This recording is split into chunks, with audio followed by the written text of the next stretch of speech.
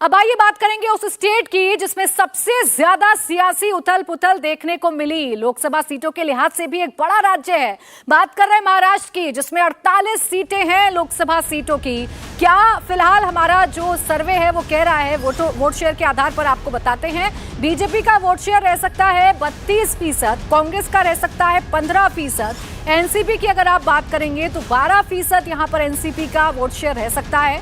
शिवसेना उद्धव गुट की बात करेंगे तो 15%, शिवसेना शिंदे गुट की बात करेंगे तो 10%, और एनसीपी अगर आप बात करेंगे अजीत गुट की तो 5% उनका वोट शेयर रह सकता है। अन्य के खाते में 11% वोट शेयर जा सकता है। सबसे बड़ी पार्टी वोट शेयर के लिहाज से बीजेपी जरूर बन रही है, लेकिन शिंदे और अजीत पवार के आने से बहुत ज्यादा फायदा होगा या नहीं होगा, ये सीटों के आधार पर आगे हम आपको बताते हैं कि शिंदे गुट और अजीत पवार साथ में आए हैं बीजेपी की, तो क्या कमाल बीजेपी यहां कर पाती है। आइए आपके सामने रखते हैं 48 सीट किस तरीके से हो सकता है बंटवारा। बीजेपी की बात करें तो यहां 22 सीटें बीजेपी जीत सकती है। पिछली बार की तुलना में कंपैरिजन करेंगे तो एक सीट का नुकसान यहां बीजेपी को हो रहा है।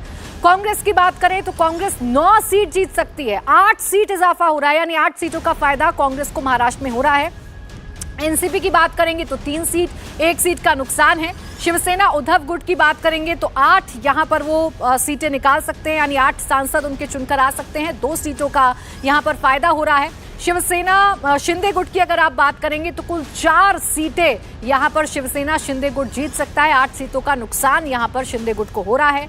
एनसीपी अजीत पवार की अगर आप बात करें, हालांकि देखिए अभी तक पार्टी में कोई ऐसा बंटवारा नहीं हुआ है, आधिकारिक तौर पर 2 गुट अभी नहीं बने हैं इलेक्शन कमीशन के मुताबिक, लेकिन अगर अजीत पवार को आप अलग से देखेंगे, काउंट करेंगे तो 2 सीटें उनके खाते में जा सकती हैं।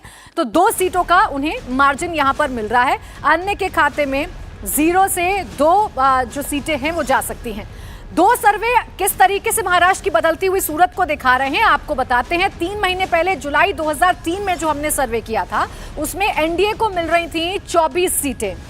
अक्टूबर 2023 आते आते जो अभी ताजा सर्वे में आपके सामने रख रही हूं 28 सीटें हो गई एनडीए की, यानी 4 सीटों का सीधे सीधे तौर पर फायदा यहां एनडीए को हो रहा है। इंडिया की अगर आप बात करें तो इंडिया गठबंधन को जुलाई 2023 में 24 सीटें मिल रही थी, यानी कांटे की टक्कर थी जुलाई के सर्वे में, लेकिन अभी अक्टूबर आते आते 20 सीटें रह गई हैं। 20 सीटें इंडिया गठबंधन को मिल सकती हैं, यानी 4 सीटों का नुकसान यहां पर इंडिया गठबंधन को होता हुआ नजर आ रहा है। तो दोनों सर्वे ये बता रहे हैं कि फिलहाल एनडीए जो है वो 28 सीटें जीत सकता है, यानी 4 सीटों का यहां पर फायदा हो रहा है। अगर आप जुलाई से कंपैरिजन करेंगे, 3 महीने पहले के सर्वे से कंपैरिजन करेंगे तो 4 सीटों का फायदा हो रहा है। कुल मिलाकर वोट शेयर इस तरीके से है, माफ कीजिएगा, जो वोटिंग परसेंटेज के बाद जो वोट में कन्वर्ट होकर सीटें बनती हैं उसमें 22 सीटें बीजेपी जीत सकती है। शिवसेना शिंदे गुट की बात करें तो 4 सीटें, एनसीपी अजित पवार की बात करें तो 2 सीटें जीत सकती हैं। महाराष्ट्र की जो पिक्चर निकलकर सामने आ रही है, रोहन जी, क्या मायने निकालें इसके, क्या सीधे सीधे मतलब है? बीजेपी को नुकसान हो रहा है ये सियासी फेरबदल से या फायदा? नहीं, मुझे लग रहा है कि नुकसान और फायदा तो हम तब देखें जब आज 24 घंटे और 48 घंटे का प्राची हम जिक्र करें।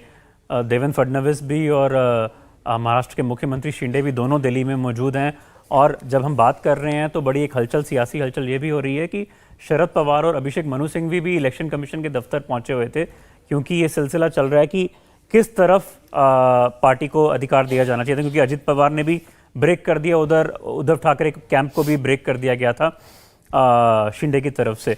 तो जहाँ तक अगर मैं ये बात करूँ सियासी हलचल की, वो तो मुझे लगता है कि अगले साल तक भी ये ख़त्म नहीं होएगी।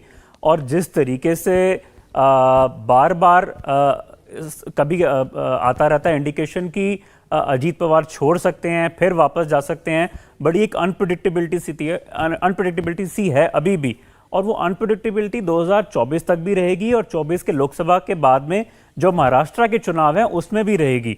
और उसका कारण ये है कि पवार कैंप जो है वो खुद ही बड़ा अनप्रेडिक्टेबल है कि क्या वो सपोर्ट करेंगे। कभी वो कांग्रेस में सपोर्ट करते हैं अडानी के इशू को लेके, फिर अगले ही 1-1.5 महीने बाद गौतम अडानी और शरद पवार दोनों नजर आते हैं इकट्ठे जाते हुए गुजरात में।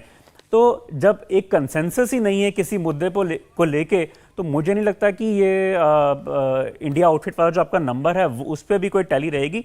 बीजेपी का बढ़ना तो लाजमी ही था, जितना एक कंसेंसस को लेके इंडस्ट्रियलिज्म को लेके एक उस पर विवाद चलते जा रहे थे, और जिस तरीके से पवार कैंप के अंदर एक हलचल मची हुई है सुप्रिया सुले को प्रेसिडेंट बनाने के बाद में वर्किंग, वो definitely that will lead to a lot of revolt, और वो जो रिवोल्ट है वो अभी भी नजर आ रहा है ग्राउंड पे।